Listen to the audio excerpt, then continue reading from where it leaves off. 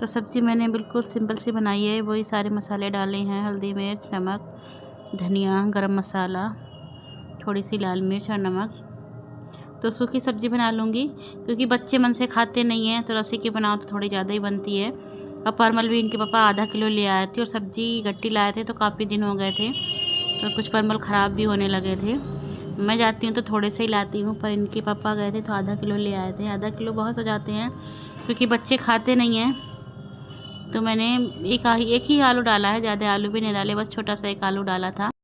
तो अब की सब्ज़ी लेने के लिए नंदिनी और नंदिनी के पापा गए थे। मैंने नंदिनी को इसलिए भेजा था कि नंदिनी को जो सब्ज़ी पसंद होगी वो ले आएंगी, लेकिन नंदिनी को इतना नहीं पता है अभी कि कितनी लानी है। मैं अपने हिसाब से लाती हूँ, जो सब्ज़ी सब लोग खा लेते हैं मन से वो तो ज़्यादा लाती हूँ, और जो हम दोनों ही खाते हैं वो थोड़ी सी लाती हूँ।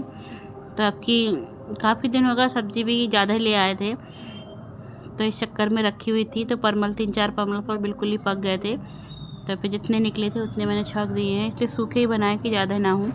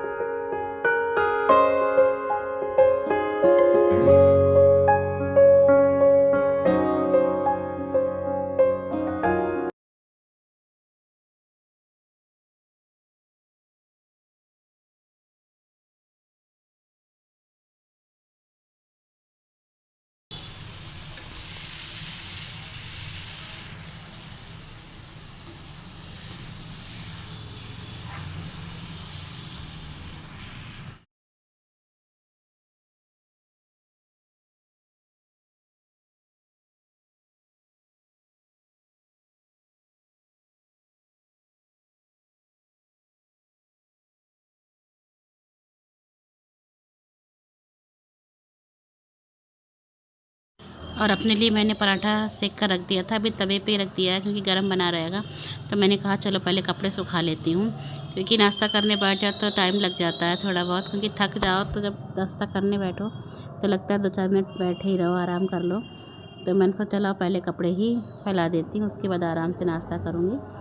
तो यहाँ पर कपड़े कल के पड़े हुए थे, जीन्स वगैरह नहीं सूखी थी, तो उन्हें भी मैं उतार के ले आई थी और इन्हें भी तय करके इनकी जगह पर रख दूँगी। तो हाथ के हाथ जो कर दो वो सही रहता है। कई बार ऐसा होता है कपड़े छोड़ देती हूँ तो वो रह जाते हैं तय करने को, समय नहीं मिल पाता या कभी मन नहीं करता है। लगातार काम में लगे रहो तो मन करता है कि चलो थोड़ी देर आराम ही कर लो।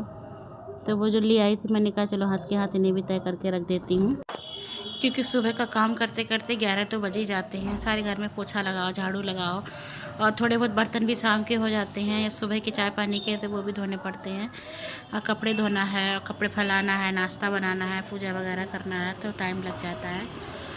तो उसके बाद हो रहा था दोपहर का समय। तो आज नंदिनी का व्रत है, तो मैं उसके लिए बना रही थी आलू सेंधे नमक के। तो थोड़े से उसके लिए आलू भून दूँगी सेंधे नमक के, और बना दूँगी शिकंजी। तो उसके आने का समय हो गया था, तो मैंने सोचा चला पहले से तैयार करके रख देती हूँ, क्योंकि आज सुबह ऐसे ही चली गई थी, केवल चाय पीकर गई थी। ले आने को बहुत कहा मैंने, कुछ फल वगैरह लिए जाओ, पर नहीं ले जाती है।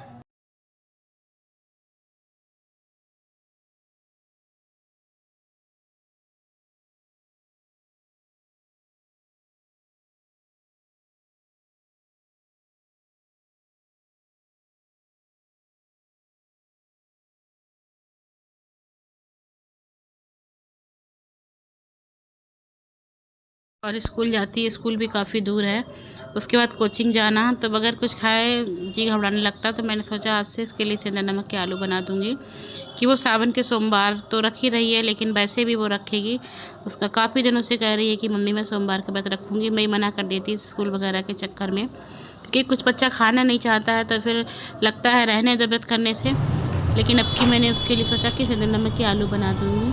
तो यहाँ पर मैं ले रही थी अपने लिए थोड़ा सा घेवर जो रखा हुआ था, इनके पापा लाए हुए थे, मैं ज़्यादा मीठा नहीं खाती हूँ, पर थोड़ा बहुत तो कभी मन कराता है तीज त्योहार पे, तो मैंने थोड़ा सा खा लिया था। और उसके बाद मैंने शाम का खाना वगैरह बना लिया था। तो मैंने देखा था कि खिड़की के किवाड़ से दीमक गिर रही थी, तो मैंने उस पर तेल डाल दिया था, सारे पे तेल स्प्रे कर दिया है। फिर मैंने पूरी स्लिप खाली करके, खाना वगैरह तो बन गया था, वो मैंने सब बाहर निकाल के रख दिया, बाहर मेज पे रख दिया हॉल में, और गैस भी हटा दी थी। तो मुझे वैसे भी काफ़ी दिनों से सोच रही थी कि ये टाइल्स वगैरह सब अच्छी तरह से साबुन से साफ़ कर दूँ, क्योंकि कपड़े से तो ऐसे ही पोंछने में आ जाती थी।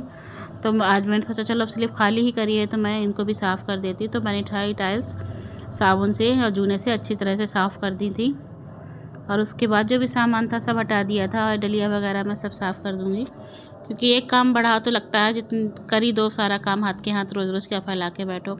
और गर्मी की वजह से इतनी हालत ख़राब हो रही है, आप देखिए कितना ज़्यादा पसीना आ रहा है, और कपड़े भी सारे गीले हो गए थे, क्योंकि स्लिप पे जो पानी डाल रही थी वो सारा ऊपर से ही आ रहा था।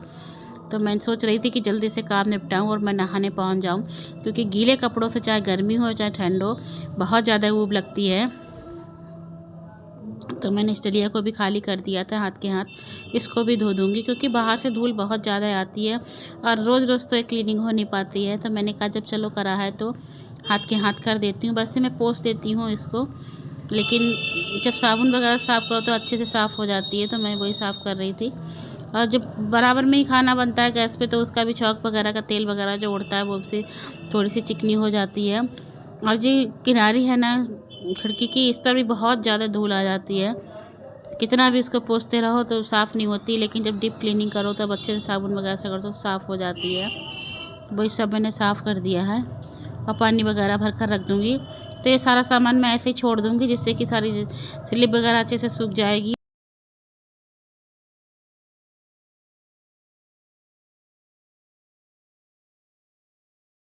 क्योंकि इस बास्केट पर मैं लगाऊंगी कागज़, तो अब ये गीली है तो लगाऊंगी कागज़ भी बेकार हो जाएगा, गल जाएगा। तो मैंने सोचा सारा सामान सुबह ही सेट कर दूंगी। तो यहाँ पर थोड़ी सी दरार है तो पानी टपकता रहता है, तो यहाँ पानी जमा हो जाता है। तो इसको नंदिनी आज यहाँ पर बहुत सारा पानी इकट्ठा हो गया था, तो नंदिनी इसको आज अच्छे से साफ़ कर रही, बोली लाओ मैं मम्मी वाइपर से रगड़ दूँ। तो वही नंदिनी ने रगड़ दिया था हार्पिक्स डाल के, तो वो भी साफ़ हो गया था। तो हो गई है मेरी क्लीनिंग किचन की। उसके बाद मैं आ गई थी नहाकर, तब जाकर मुझे चैन पड़ा। तो यहाँ पर खाना तो बना रखा हुआ थी, तो मैं भी बैठ गई थी। नंदिनी ने सारा खाना ला कर यहीं रख दिया। मैंने उससे कहा खाना बेटा ला कर रख दो, मैं परोस दूँगी पापा के लिए, क्योंकि काम करते करते इनके पापा भी आ गए थे। तो कहा साथ में चलो खाना खा लेते हैं। तो नंदिनी तो खा चुकी थी, दोनों ही बच्चे खाना खा चुके थे, हम दोनों रह गए थे, तो हम दोनों भी बैठ गए थे खाना खाने के लिए। तो खाना मैंने लगा दिया था उनके लिए भी, और मैंने कहा चलो मैं भी खा लेती हूँ जब बनी गया, और टाइम भी अच्छा खासा हो गया था।